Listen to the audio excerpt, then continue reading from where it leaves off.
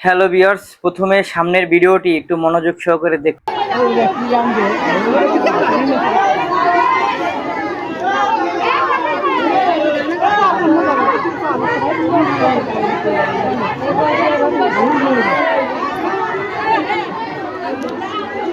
দেখেন অবস্থাটা, মানুষ কতটা নিকৃষ্ট খারাপ হলে এই কাজগুলো করতে পারে।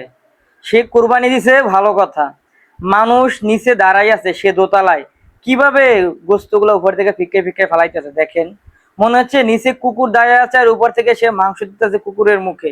আরে ভাই, কোরবানি আপনি দিচ্ছেন ভালো কথা, মানুষকে ভালোভাবে মাংস দেন, এবার কুকুরের মতো মাংস দেওয়ার কি আছে ভাই? আপনার ভিতরে কি বিবেক, বুদ্ধি, জ্ঞান কিছু নাই? আপনি কি পাগল হয়ে গেছেন?